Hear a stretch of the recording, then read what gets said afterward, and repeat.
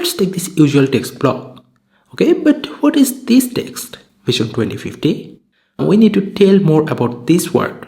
So when you hover, we can usually use a default tooltip feature. But this is boring, right?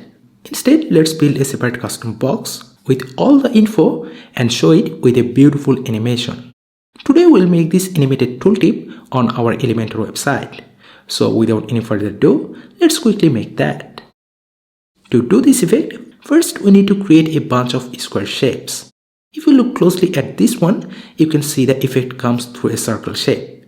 So the closest point from this corner appears first and then the furthest. So we need to calculate the distance from here using the Pythagoras theory and assign the transition delay according to that, which finally make our soothing effect. And here this one is another version of that, but instead of starting from the top left, we made it from the middle. Let's look at this one. Here we made several columns and show them randomly. Here if the total animation time is 1 second, we split it according to the column numbers, shuffle them and assign it as a transition delay and make the shuffle effect. And for the last one, we do the same thing but with both the rows and columns and add a specific way effect over that.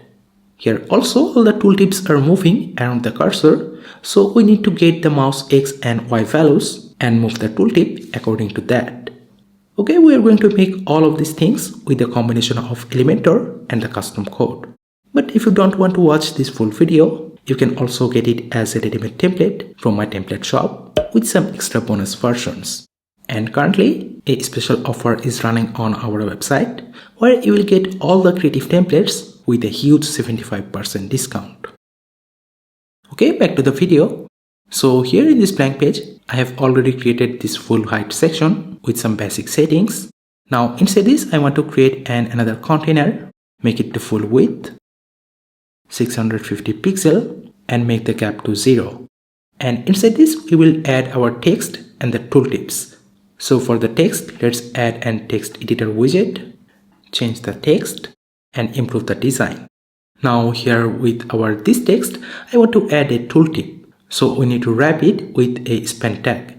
For that, let's go to this code mode, add the opening span tag here, and at the end, let's int the span tag. And if you want to do it in other places, like here, you can also do the same thing. And like that, we have also do it in multiple places. Now to add the tooltip, we need to add a container inside our this container and add an heading and text editor widget inside that. Let's quickly design them. And with our this container, we also need to add a class name, MDW tooltip, and also make sure to give its position to fixed.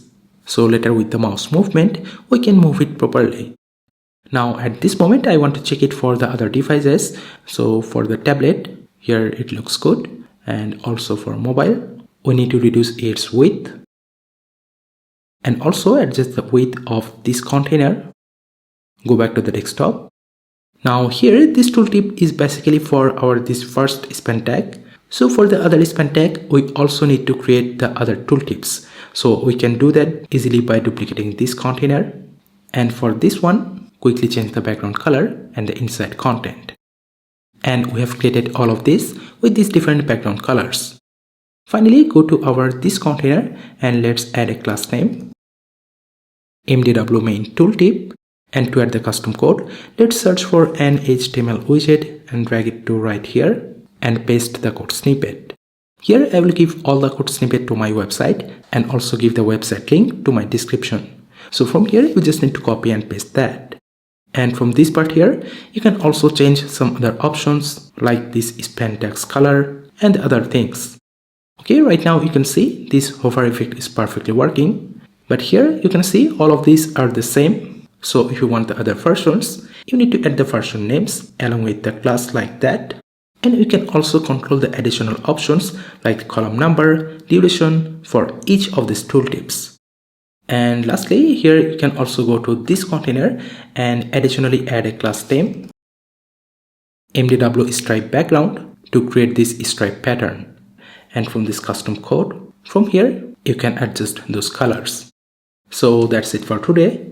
If you enjoyed this tutorial, then don't forget to like and subscribe to this channel. Thank you so much for watching. I'll see you on my next video.